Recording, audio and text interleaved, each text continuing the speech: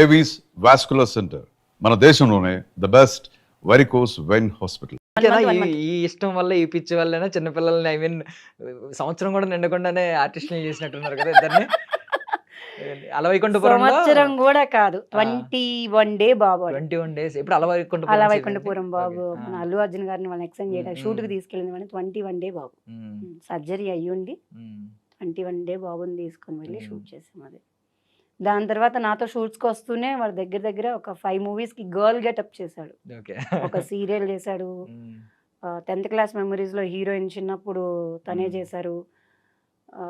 నేను చేసిన ఇంకొక 2 మూవీస్కి ఆడపిల్లలాగే చేశాడు. ఇప్పుడు మంచిగానే మగపిల్లోడు లాగానే మగపిల్లోడు క్యారెక్టర్. అంటే చిన్నప్పుడు కొంచెం క్యూట్ ఉండేవాడా అమ్మాయి? చాలా బాగుంది. వాడు ఏ డ్రెస్కి వేస్తే ఆ డ్రెస్ నాలాగే మౌల్డ్ అయిపోతాడు. అదొక లక్కీ ఆ టైంలో. మగపిల్లోడు అని చెప్పుకుంటే మగపిల్లోడా, ఆ డ్రెస్ వేస్తే మగపిల్లోడు, డ్రెస్ మార్చి వాడికి గౌన్ వేసామంటే మగపిల్లోడు మనం చెప్పాలి. అంత క్యూట్ గా సరిపోయేవాడు. చాలా బాగుంది. పాప అండి, పాప ఇందులో స్టార్ట్ అయింది. పాప చేసింది 6th మంత్ బేబీ నుంచి స్వాతి చినుకులు సీరియల్ ఈటీవీకి అరౌండ్ 1 year 3 months అంటే మోర్ దెన్ 15 months కంటిన్యూస్ గా అందులోనే పెరుగుకుంటూ వచ్చింది. ఎప్పుడైనా దాన్ని చూడాలనుకుంటే మేము సీరియల్ ఆన్ చేసుకుంటాం, ఇలా గ్రాడ్యువల్ గా పెరిగింది అనేది. పాప చేసింది, బాబు, నేను, మా హస్బెండ్ కూడా ఒకసారి ఆర్ట్ ఫిల్మ్ కి తీసుకెళ్ళిపోయి ఆయన చేత గవర్నమెంట్ యాడ్ చేయించాను, ఒక 2 యాడ్లు. All family and industry. మీ లవ్ స్టోరీ గురించి తెలుసుకోవాలనుకుంటున్నానండి. అంటే ప్రొడక్షన్ మేనేజర్ కదా, ఎలా అండి, ఎలా స్టార్ట్ అయింది, ఏ సెట్స్ లో స్టార్ట్ అయింది మీ ప్రేమ?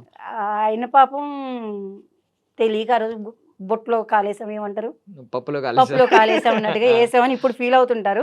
కథ ఏం చేయలేం, లైఫ్ ఆల్రెడీ స్టార్ట్ అయిపోయింది కాబట్టి ఏం చేయలేం. లవ్ స్టోరీ అంటే వెరీ సింపుల్ గా ఉంటుంది కానీ చాలా బాగుంటుంది.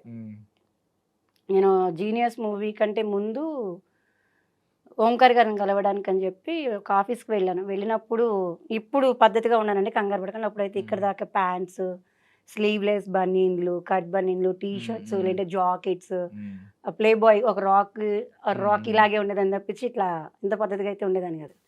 ఆ టైంలోనే ఆయన చూసారే ఈ అమ్మాయి అయితే బాగుంటుంది అనుకుంటా అని అనుకున్నారంట. అనుకున్న 1.5 year తర్వాత ఆయన షూటింగ్కే కలిశాను జీనియస్ మూవీకి. నేను అనుకున్నది ఈవిడే కదా, పెళ్లి చేసుకుందామని అడిగితే కొట్టిద్దేమో, ఈవిడ చూస్తే ఇలా ఉంది, కొట్టిద్దేమో, ఏం కాదు అడిగితే తూ బాగుంటుంది అని చెప్పి ఒక రోజు అంతా సెట్లో అనుకుంటూనే ఉన్నారంట. దగ్గరికి వచ్చి పలకరీయడానికి కూడా భయం వేసి. నెక్స్ట్ డే ఇద్దరం యాక్టివాస్లో, నేను యాక్టివాతో షూట్కి వెళ్తున్నాను, ఆయన నా వెనక వెహికల్లో వస్తున్నారు. నేను అడ్రస్ ఏదో మర్చిపోయానని చెప్పి ఎత్తుకున్నా. ఇక్కడ నుంచి లెఫ్ట్కి వెళ్తే అదేనండి షూటింగ్ ప్లేస్ అన్నాడు. నిన్నెవడు అడిగాడు రా అన్నట్టుగా ఒక లుక్ ఇచ్చా, అన్నోన్ పర్సన్ లాగా. అంటే నా వెనకే సేమ్ దాంట్లోకి వచ్చారు. మనము బండి లోపలికి వెళ్ళాలంటే మాల్లో సంతకం పెట్టాలి, మన నెంబరు, ఫోన్ నెంబరు, పేరు రాస్తాం కదా. నా నెక్స్ట్ బండి అయిందనమాట. ఆయన పేరు, ఆయన బండి రాయడం కంటే ముందు నా పేరు, నా నెంబర్ని ఫీడ్ చేసేసుకున్నారు బ్రెయిన్లోకి. చేసుకున్నాక లొకేషన్లోకి వెళ్ళిపోయి లొకేషన్లో స్టార్ట్ చేశారు. మీరంటే నాకు ఇష్టం అండి. నేనంటే మీకు ఇష్టం, సర్లే ఎవరోలే, నేను మీతో ఫ్రెండ్షిప్ చేద్దాం అనుకుంటున్నానండి. షూట్లో ఎవరోలే కాల్ చేస్తున్నారు, కరెక్ట్గా అయితే మాట్లాడుతుంటే కట్ చేస్తున్నారు. డౌట్ వచ్చింది, మనకున్న దేవుడి దేవుళ్ళ చిన్న చిన్న తెలివితేటలకి ఈ స్పాట్లో నుంచే ఎవరో చేస్తున్నారు. నేను కాల్ చేసిన టైం చూసి కరెక్ట్గా ఆయన కాల్ నార్మల్గా జేబులో పెట్టుకుని ఎవరైనా నుంచో ఇలా చూసేవాడు. ఏదో ఈ మనిషి మీద టార్గెట్ ఉంది, నేను అనుకుంటా కాదు పాపం, ఈయన అసలు మనిషిని దగ్గరికి వచ్చి మాట్లాడతలేదు, ఇంత ఇన్నోసెంట్గా ఉన్నాడు, ఈయన అయ్యుండెళ్ళే అనుకొని మళ్ళీ ఎతుకుతున్నా. తెలివిగా నా ఎదురుగానే నుంచొని నాకే కాల్ చేసి ఫోన్ జేబులో పెట్టుకొని మాట్లాడకుండా నా ఇంకా చూస్తుండేవాడు ఆ రోజు అంతా.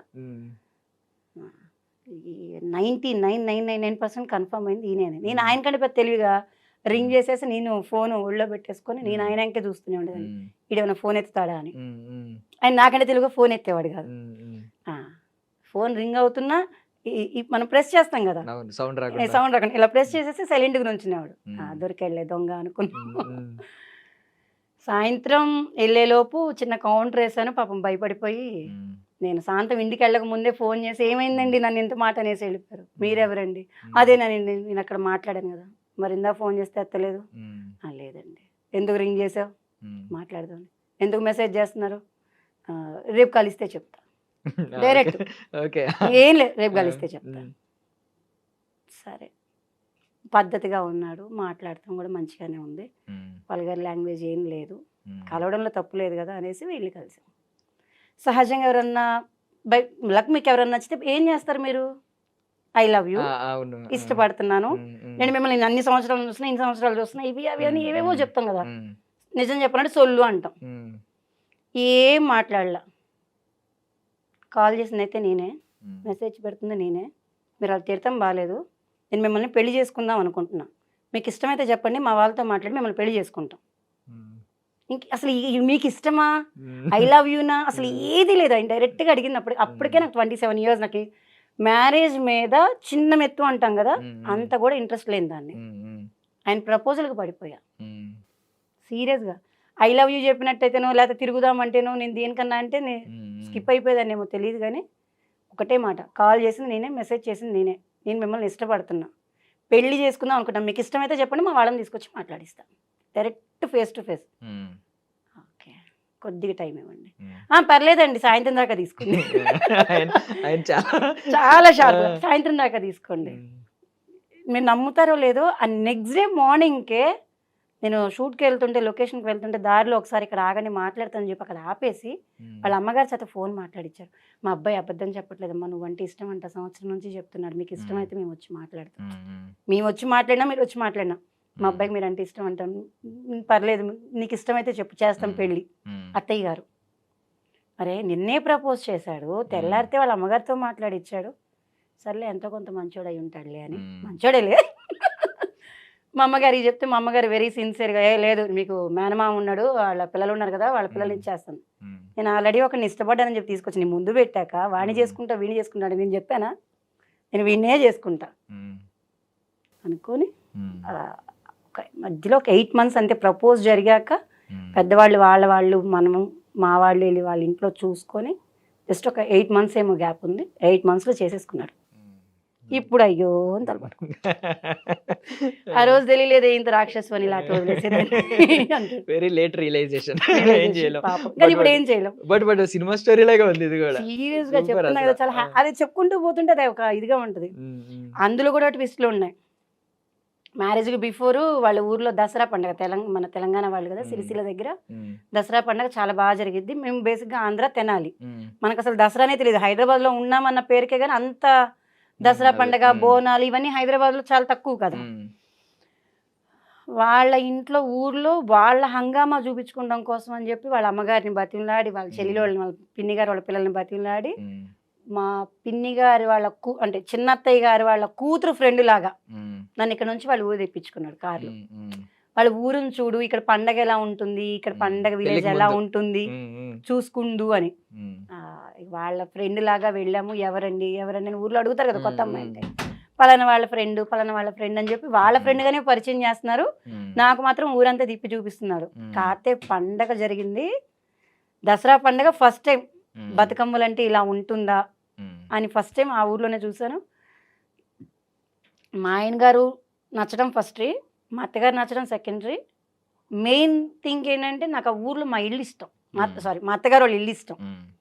పెద్దది మండువాగులు ఇల్లు, పెంకుటిల్లు, ఒక ఉంటుంది, అది మనం చెప్పలేం కానీ చాలా పెద్దగా ఉంటుంది. ఒక మండువోగులే మన ఈ రూమ్ అంత ఉంటుంది, అంత పెద్ద మండువోగులి, బంగ్లా పెంకు, పెద్ద ఇల్లు అనమాట.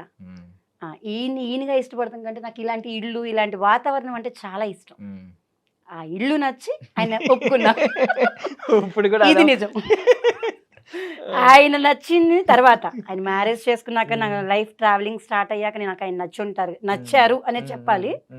ఫస్ట్ థింగ్ అయితే నాకు బాగా ఫస్ట్ నేను బాగా అరే ఈయన చేసుకుంటే నాకు ఈ ఇల్లు నాదే కదా, అంటే ఈ ఇల్లు బాగుంది కదా, నాకు ఇలాంటి ఇల్లు ఇష్టం కదా, ఇన్ కేస్ స్లిప్ మిస్ అయితే ఇలాంటి ఇంట్లో నేను మళ్ళీ వెళ్తానో లేదో కోడలుగా అన్న ఫీలింగ్ ఎక్కువ ఉండిపోయింది. కూడా అందుకే వెళ్తుంటారు, నేను నచ్చపోయినా నా మైండ్ సెట్ బాగా ఇల్లు మీద వస్తుంది. నేను ఎన్నిసార్లు అడిగి ఉంటాను, అమ్మా నేను ఒక్క రోజు కూడా పద్ధతిగా ఆడపిల్లలాగా ఒక డ్రెస్ వేసుకొని చున్నీ వేసుకుంటూ నాకే తెలియదు, మీరు ఇంత పెద్ద కుటుంబంలో పెద్ద కోడలుగా ఎలా తీసుకెళ్ళగదాను, అసలు ఇది ఎలా ఉంటుందని ఎట్లా అనుకున్నామంట. మా అత్తగారు 4 అత్తగారులు, మా అత్తగారే పెద్ద ఆవిడ. 4 అత్తగారులో పెద్ద కొడుకు ఈయనే, ఆ ఇంటికి నేనే పెద్ద కోడలు.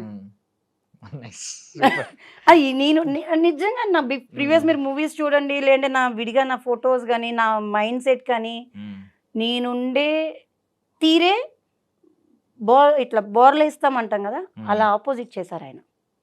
ఆయన కట్టుకోకపోతే మేబీ ఇలా ఉండేదాన్ని కాదేమో, మ్మ్. ఇంకా అలాగే ఫంకీగా ఉండేదాన్ని ఏమో, మ్యారేజే చేసుకోకపోయి ఉండొచ్చు. ఎందుకంటే థాటే లేదు, తనని మ్మ్. చూసి తను ప్రపోజ్ చేసేదాకా పెళ్లి మీద ధ్యాసే లేదు. బట్ అల్లు అర్జున్ గారి ఇంపాక్ట్ మీ లైఫ్లో చాలా ఉంది. ఇప్పుడు అల్లు అర్జున్ గారు ఐకాన్ స్టార్ అయిపోయారు. నిజంగా ఆ రోజు కనుక బస్తీలో ప్రేమించే లవర్ క్యారెక్టర్ మీరు, బస్తీలో వన్ సైడ్ లవర్, నిజంగా ఒళ్ళో చనిపోయినప్పుడు ఎంత అందరూ కన్నీళ్ళు పెట్టేశారు. అల్లు అర్జున్ గారు వేదం సినిమాలో చనిపోతున్నప్పుడు అది మీ ఒళ్ళో నిజంగా ఆయన పడుంటే, ఆయన పడుకొని ఉంటే పడుకుని నిజంగా ఉంటే షాట్ చాలా నిజంగా బాగుండేది. మీ కెరియర్ అసలు వేరే లెవెల్లో ఉండేదేమో, నిజంగా వేరే టర్న్ అయ్యేదేమో, కంప్లీట్ ఖచ్చితంగా అయ్యేది. అది అది నా టైం బ్యాడ్ అనుకోవాలి అంతే. దాన్ని ఇప్పుడు మనం అనుకున్నా ఇది కాకపోతే నాకు ఎక్కడ హ్యాపీనెస్ అనిపించింది అంటే, క్రిష్ గారు అదే పనిగా ఫోన్ చేసి, సంధ్య మీ క్యారెక్టర్ తీసేస్తున్నాము, ఇది కారణం అని ఆయన చెప్పడం వల్ల బాధ అనేది ఎంత ఉన్నా హ్యాపీ అనిపించింది. అంటే ఒక గౌరవం ఇచ్చారు మనకి, ఒక ఆర్టిస్ట్గా ఒక క్యారెక్టర్గా ఇది తీసేస్తున్నానని మనకు ఒక మాట చెప్పడం కూడా అది ఆయన సంస్కారానికి నమస్కారం పెట్టాలి. అంటే మీకు మీ క్యారెక్టర్ కి ఒక ప్రాపర్ ఎండింగ్ డిజైన్ చేసుకున్నారు ఆయన మైండ్ లో. ఆ ఎండింగ్ లేకపోయేసరికి ఉంచొచ్చు. మొత్తం అంతా లెక్క తీసేశారు. ప్రకారం ఉంచొచ్చు. మ్మ్. స్లమ్ గర్ల్ లాగా స్లమ్ లో ఆయన ఎలా అయితే స్లమ్ లో తిరుగుతున్నారు, మ్మ్. మన ఫిలిం నగర్ గల్లీ ఏరియా అంటే ఆ స్లమ్ ఏరియా అంటే ఆ ఏరియాలో క్యారెక్టర్ ని ఉంచొచ్చు. ఆయన అనుకున్న, మీరు అన్నట్టుగా ఆయన అనుకున్న క్యారెక్టర్ ఎండింగ్ లో ఈ క్యారెక్టర్ లేదు. మీకు అంటే నేను అనుకోవడం ఏంటంటే, ఇప్పుడు రఘుబాబు గారు చనిపోయిన తర్వాత ఒక డైలాగ్ చెప్తారు ఆ టైంలో, చావు ఈడి చావలేదురా చావే చచ్చింది అంటారు. అలా మీకు కూడా ఒక పవర్ఫుల్ డైలాగ్ పెడదాం, ఒళ్ళో ఒక వన్ సైడ్ లవర్ బాధ పెడదాం, ఆవిడ వచ్చి సిన్సియర్ గా లవ్ చేసిన వైట్ డ్రెస్ అమ్మాయి వేసుకుని బాధ. ఆవిడ వచ్చి నుంచుంటారు. ఈవిడ ఏంటంటే ఒళ్ళు అలా పెట్టుకొని ఇక ఏడుస్తూ ఉంటది క్యారెక్టర్. ఆ ఒక్కటే మ్మ్. సీన్ మిస్ అయింది మ్మ్. నాకు.